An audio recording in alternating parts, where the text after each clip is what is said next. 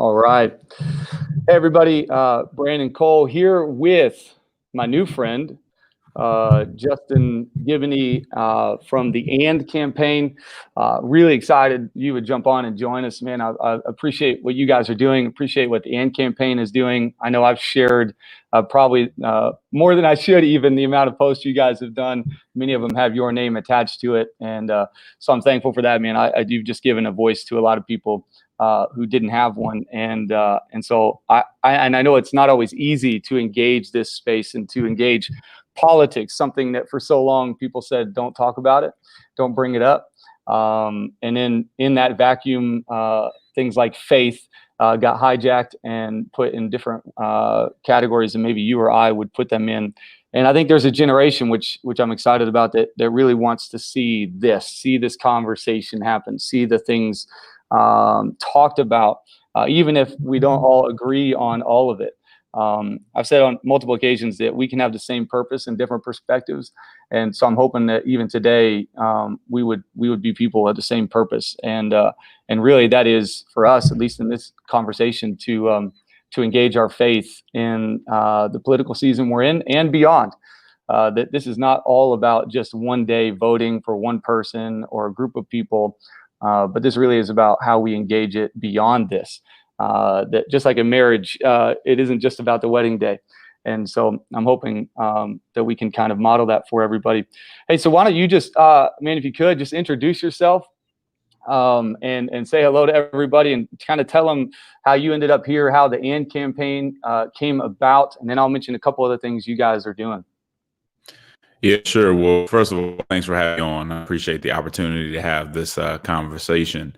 I am the president of the AND campaign. The AND campaign is a Christian civic organization that's trying to raise civic literacy and also help Christians apply biblical values to the issues of the day.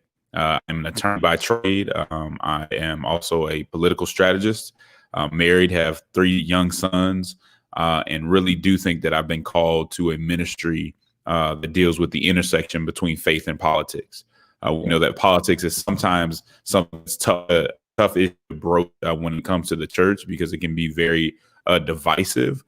But I don't think it has to be that way. I think if Christians really have a paradigm shift in how we think about politics and how we engage politics, that it can actually be something that brings us together. If our identities kind of aren't in our political parties or our ideological tribes, and I'm sure that's something we can talk about later. Yeah, we'll definitely talk about that. Yeah, but how I got here was just, after law school and I was working for a law firm, I had a group of friends and we'd talk about politics all day, or we'd be talking about football. And one day when we were talking about politics, I said, hey, we should get into the game. Why are we being so academic about this conversation? There was a mayoral race that was coming up probably a year and a half from that time. And so we literally just did some memos, researched all the candidates, chose a candidate that we thought was the best option, and asked, could we help? And volunteering on that campaign, which ended up being successful, was kind of my intro into the political sphere. As time went on, I felt a tension that I needed to make sure that there was more space for faith-based perspectives in a real way in politics.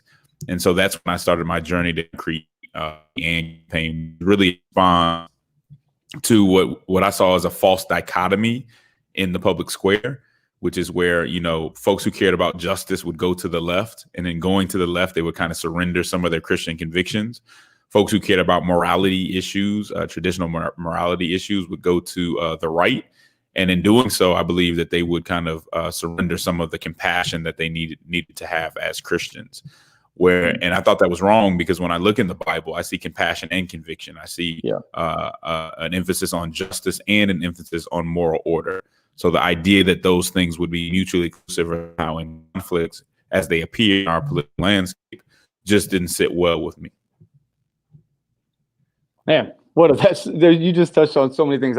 So much of why I followed you and found you such an encouragement is because of what you just said. And we'll talk about the identity and politics in a moment. And but you're absolutely right. This idea that everything has to be either or and not both and is it's damaging to all of us. We tend to not be able to hold more than one thought in our minds. And as Christians, if we if we only can live in the either or, then we will only reach the either or. We will only reach the people that we've decided to side with. And so I think what you're talking about here is going, I'm willing to open up this thing and to use my mind and my heart to engage this conversation.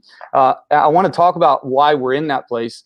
Before we do that, I want to hit the Church Politics podcast, which I've really, really enjoyed. You see that on the wall behind him. The book, Compassion and Conviction, the Christian's Guide. So I would love for you to jump on the Compassion and Conviction book. You can find that on the AND campaign website. And then obviously, for sure, for all the social media people out there, definitely jump on Twitter and Instagram, follow both Justin and the AND campaign. You will find so many resources there. So important. How do you think we ended up? I love what you just talked about, being with your friends talking, because I would get done with conversations with my friends about things like this, and I would say to them, I wish we had just set the phone in the middle of the table and hit record. Not because we thought everything we said was right, but because people needed to be able to hear multiple perspectives and to hear that you can talk about things like this. So why are we at a place where something like the AND campaign is needed? Why are we in a place in our culture where it seems like we lob grenades more than we set tables, that we tend to yell at the megaphone rather than a handshake? Why are we in this place where things are so divided, so separated, and debate even, or just discussion is almost pushed back against? So I said to our church that sometimes we ask questions and people read them as statements. Why do we get to this place where we can't do that, especially as Christians? Why do we as Christians, followers of Christ, why are we not able to have those kinds of conversations, you think? Yeah, I think one of the issues, especially, like you say, for Christians specifically, is that we've kind of allowed our political affiliation to become religious in nature. And that we place our identity and our purpose and our mission in what our political party or ideological tribe is saying. We even conflate that which is with that which is ideological, with that which is theological. So in many instances, you'll see Republicans saying things that they think are Christian, but that really are just ideologically conservative. Or you'll see folks who may be more left-leaning, Christians who may be more left-leaning, talking about social justice in a way that's not biblical, right? And not realizing that, no, that's secular progressivism. That's not, social justice from a biblical perspective. Yeah. And I think when you go to into that space, it allows you to be pulled into what I've called kind of this mob mentality when it comes to politics, where you're just fighting for your side. You're so afraid of the other side. You listen to everything your side says and you think your side is perfect, but you haven't turned around and really been critical of your own positions, of the ideology or the party that you're following. Everybody can be critical of the other side and yell and scream at everyone else and demonize them. But have we taken the time to list out some of the perils or the errors that go along with our side of the conversation? And because we're not willing to do that, because we're holding on to these narratives that both sides provide us with and defending those narratives, whether they're factual or not, then we both lose credibility. So both sides, in Christianity and outside of Christianity, have no credibility with the other because we're, again, defending these narratives that in many ways are fictional. Yeah, man, that's the tough part for a lot of us is, how do we, when you're looking at a ballot and you're having to choose one or the other. I've made this joke recently that whoever wins should have to choose the other guy as his vice president, so that there's no way they can not work together. You see some of the staggered voting in Maine.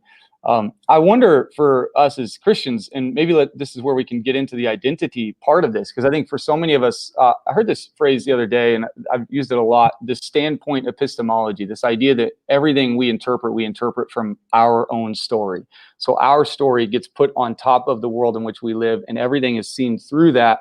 And so when someone pushes back on perspective or an idea, we don't just think that they're pushing back on the idea. We think that they're pushing back on our story. We think they're pushing back on everything we've built our life and our world on. And what you just said is because I had someone text me a question for today, and I said, well, should you follow this guy if he's done this? Or I said, well, you should be able to celebrate what he's done well and correct what he's done wrong. I mean, if you won't have any prophetic edge to you as the church if you have so fully identified yourself with one that you cannot correct it. And so because let me read this. I wrote this down. It says the AND campaign isn't against Christian participation in political parties. We're against Christians placing their identities and faith in political parties. We're against replacing the compassion and conviction of the gospel with flawed political ideology. So how do we, in this kind of age where people are asking you, they are kind of judging you as a person based upon particular political beliefs, how do we remove our identity from the politics in which we're engaged? How do we make sure that our faith isn't in the politics, but our faith is influencing the politics? How do we kind of live in that space?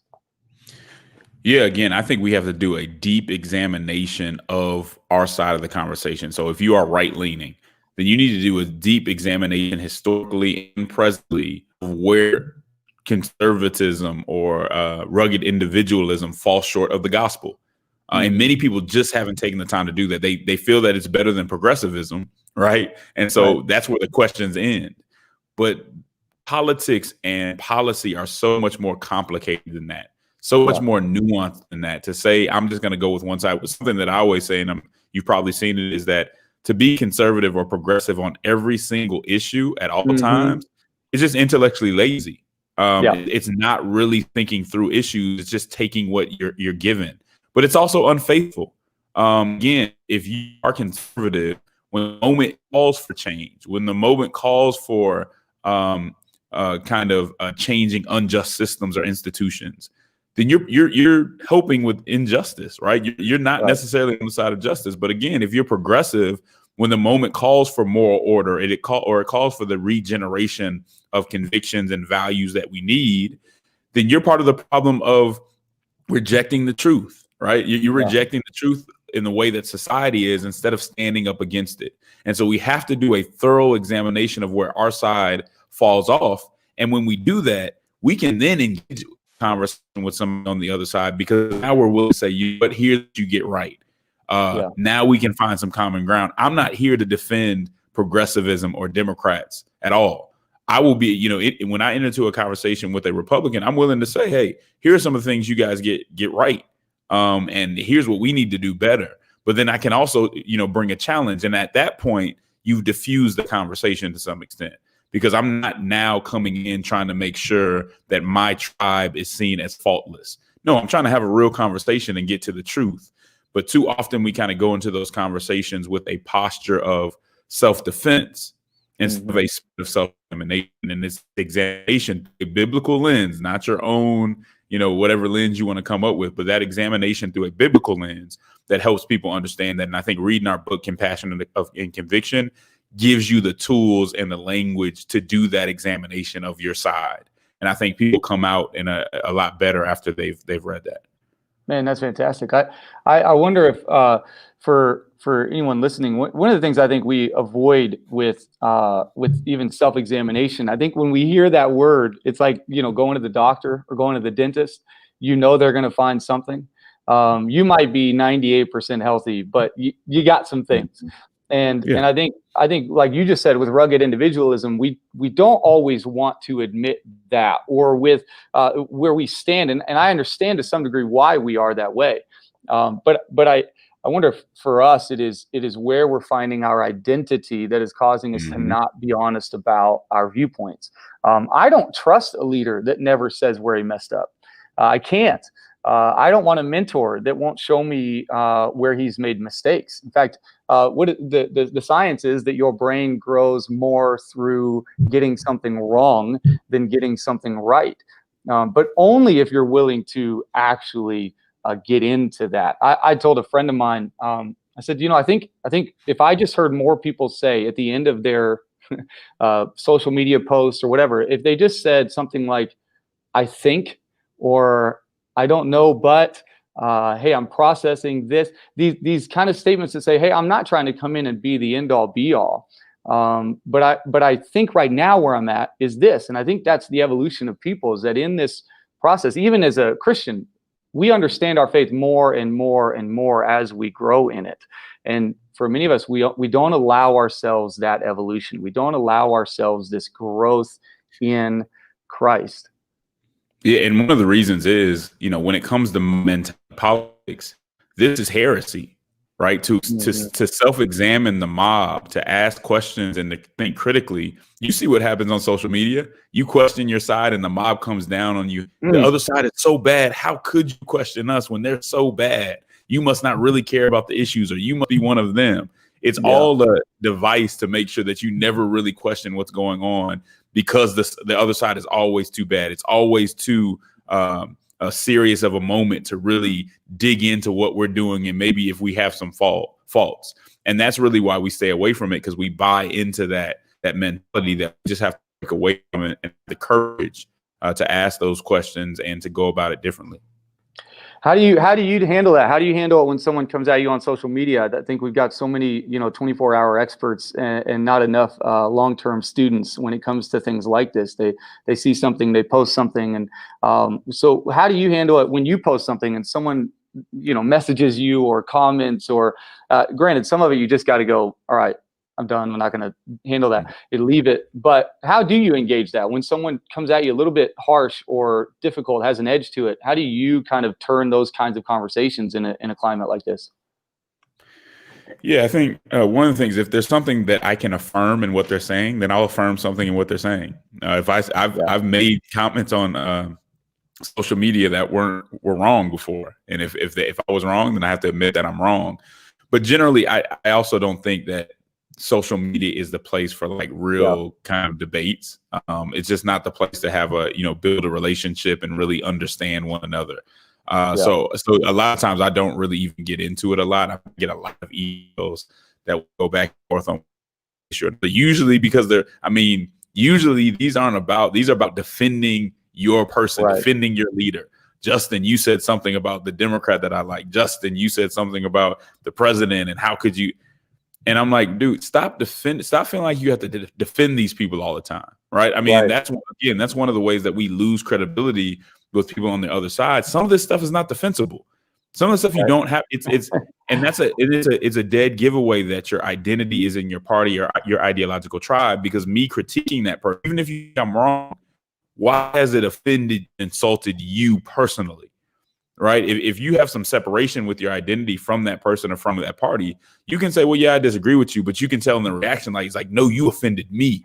Well, your identity is probably too close to those things. And that's something that we need to look at. And I've been there before. So I don't say that as someone who doesn't understand how that can happen, but just as someone who sees the error in that and wants Christians to do it better. Yeah, I think I wonder, especially with, gosh, what a year to have an election, right? In so many of the things that we're dealing with, from racial injustice to COVID to on top of just everyday life, which has its own problems and difficulties, and election years that have its own kind of things that come along with it. What a wild time to try to be making these decisions. One of the things that I think is important, and I think both on the intellectual side of things, and I think one of the things we don't do well enough with our mind, and that's why I appreciate the AND campaign, because I think with our mind we think it's all intellect. There is an aspect of this, at least in the Jewish writers, they would have said that it's also an imagination. That it isn't just how well can you process things, but how well can you imagine the future of what this could be? What could this look like? And imagining that. But then there's the other side, this emotional side. And when we're already in a culture where depression, anxiety tends to run rampant, it's one of the primary issues in our culture today. And then you throw on some of the things that we are dealing with as a culture currently, this kind of emotional, and maybe this may be too harsh a term, but there's a bit of emotional immaturity, this inability to handle the difficult things. And I don't know that that's anybody's fault. I just think that for some of us, it hits so hard. So then we react rather than process, rather than talk it through, rather than this thing hits so deeply that, like you said, you post something about it, and now all of a sudden you're the enemy. That now you're all bad. You don't just have a bad viewpoint, right? You are a bad person.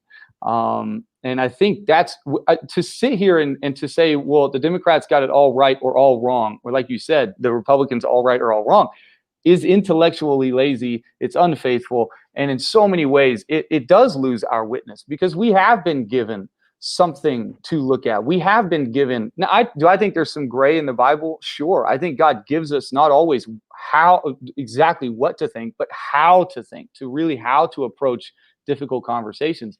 But he also has given us things like the Beatitudes and the way we approach, mourn with those who are mourning.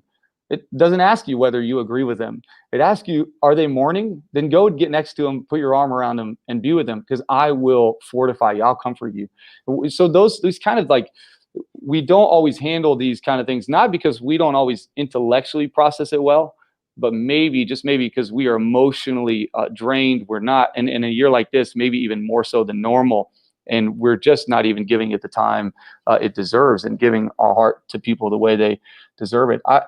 My question for you on election day, November 3rd. Now, granted, I'm not sure we'll know November 4th who's the president. I've heard a lot of different things on how that could go. You wrote this tweet. I think this was actually you that wrote this. It says, win or lose, Christians have to remain sober after the results of the election are in. The immigrant, the uninsured, and the unborn will still need clear-eyed and persistent advocates, no matter who wins the White House, Senate, and House. What do you do if the other guy wins? Right? Because I heard you talk about this. It wasn't on your podcast, it's on someone else's, and you were talking about this idea that this isn't just about who's sitting in office. It's about what you can do on the local level, what you can do in your neighborhood, on your street, in your sphere of influence. Don't abdicate your responsibility to be a champion for justice, for the marginalized, for good policy, for moral order, all the things you've talked about, and leave it on November 3rd and move on. What does happen post-November into January? How do you stay engaged? How do you make sure your faith is continuing to inform your politics? How do you make that difference whether or not your guy won? I think, first of all, not get too high and too low, by having perspective on what this, and I talked about this on the last Church Politics podcast, but just on episode, but just having some perspective on what a win or loss means and what it doesn't mean. And I think too often there are some people who don't take it seriously enough, but then there are a lot of people who take it too seriously and make it the end all and be all, that, goodness has won if my side won, and evil has taken over if the other side wins. And it's just not that serious. This is a important vote. You should vote. You should your time make the most thoughtful decision that you can. But it's not the end of anything. An election is one part of the process. It's the end of one part of the process, which was the process to choose a platform and going to be engaged with candidates. But it's also the beginning of a platform, a beginning of a process of holding these folks accountable, whether you voted for them or not, but especially if you voted for them. If you're able to organize, if you're ever able to really engage, you never know what a turn that someone might take. But then also that national politics isn't everything. You can still get engaged on a local level and have a lot in cases or direct impact on your neighbor. So I would say, some people are, I think, going to have to, after this election, kind of take a break from national partisan politics a little bit. Just kind of, say, you know what, I'm not really going to get into it for a little while because I just need to chill. But there are other ways that you can get involved, again, like the local level, which isn't so partisan, which may allow you to come together with people in your church and elsewhere in your community who are in a different party, but see that you do have some things you agree on. And that's what we need to look for, those opportunities, instead of always seeing politics through a partisan lens. I think Christians are going to really have to be peacemakers, because we don't know exactly how the election is going to end, or it's going to, when we're going to have all the results. But we do know it's not going to be pretty. And if Christians aren't going to be peacemakers, I don't know who else is going to be peacemakers. And that just has to be based on our perspective of, yes, this is important, but it's also temporal. And it's also not the ultimate victory, which we already have. And if I can be a peacemaker, I can make things better, because there's still people hurting. That one election, on that day, nothing has changed. So to be just ecstatic or to be down like everything is over doesn't make sense. You need to be sober. You need to be judicious, move forward, trying to do the best you can, understanding that it's in God's hands and you're just a worker doing things to glorify him. So as long as your public witness is one of integrity and one that is really looking out for your neighbor, you're okay. Just keep trying, and God will take care of the rest. Yeah, I think one for us is the we the people statement should be something we all take into account. I mean, when we talk about the current cultural climate, we tend to blame politics for being partisan, and then we go and look at our Twitter feed and realize maybe we're contributing as well. And I think sometimes we don't want to admit it, but the politics might actually be the result of the people, that we might actually be contributing to what we're currently seeing on a public stage. And our ability to just open the table to people. Sometimes we're much better at putting a sign in the yard than shaking the hands of the neighbor next to us. And our homes have become fortresses rather than neighborhoods. And I'm lucky enough, I live on a cul-de-sac with a bunch of older folks right around us. I don't know how it happened, but we all know each other. They all come over and talk even when we don't want to. But we, that idea, that kind of set the table, create a space, create a place where love is primary, where love is self-sacrificial, where love is strong. It endures all things. It believes all things. It hopes all things. It keeps no record of wrong. I don't know why people ask me to share that at their wedding, but they do. It's quite a high standard. But that is who we are. That is, as followers of Christ, love is primary, and it informs everything. And it will be the last thing standing. So if you want to be the last person standing, if you want to be the person who's able to welcome multitudes of people, love has to be the driving force, and love gets uncomfortable. Always will, always has. It's what Jesus did. It's the example he set.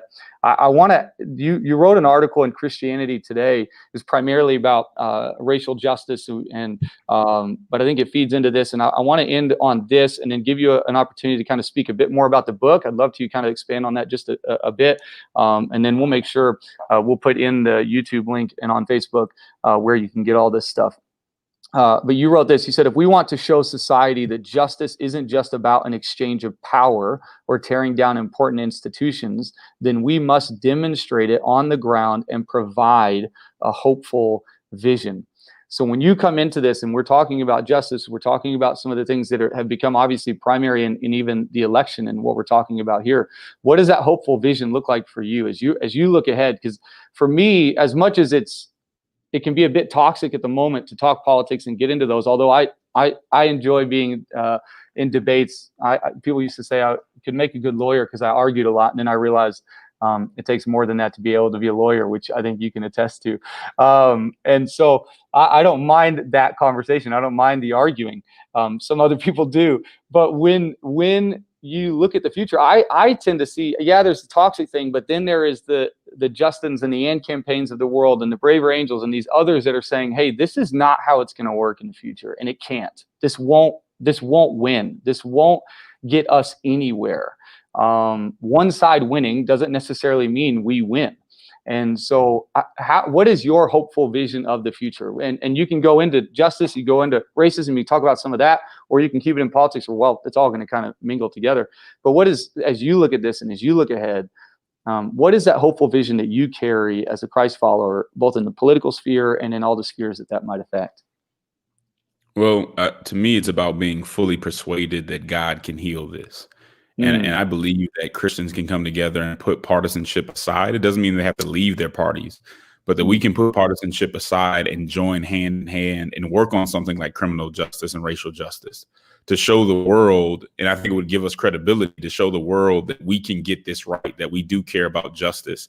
And I've said this before. I think, our unwillingness, especially some majority Christians, our unwillingness to do justice and to really lead on the justice conversation, whether it be racial justice or justice, how those things connect.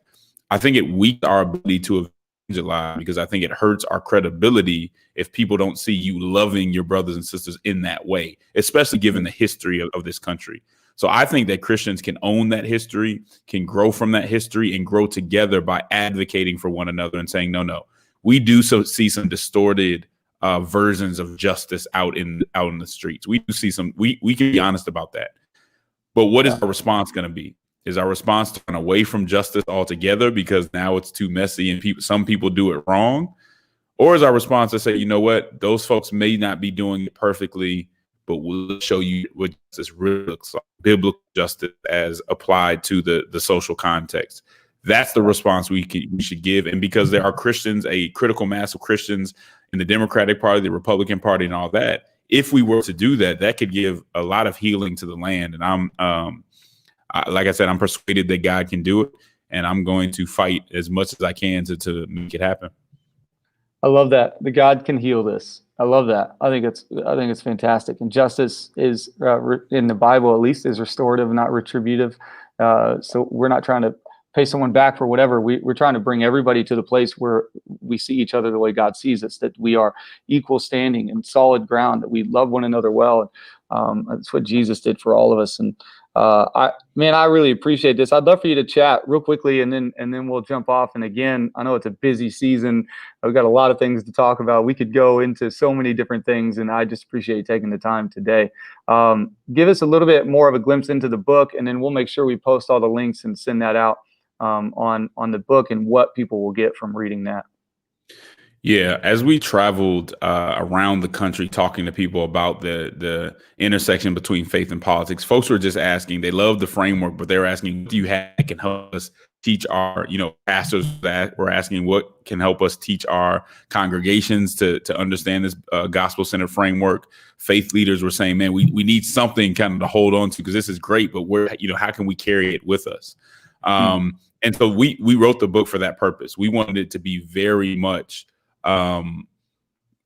biblical centered. So you're going to see a lot. I mean, it is a lot of scripture in there, and we want to make sure people understand this is an application of scripture. It's not what Justin thinks or any other the co-authors think.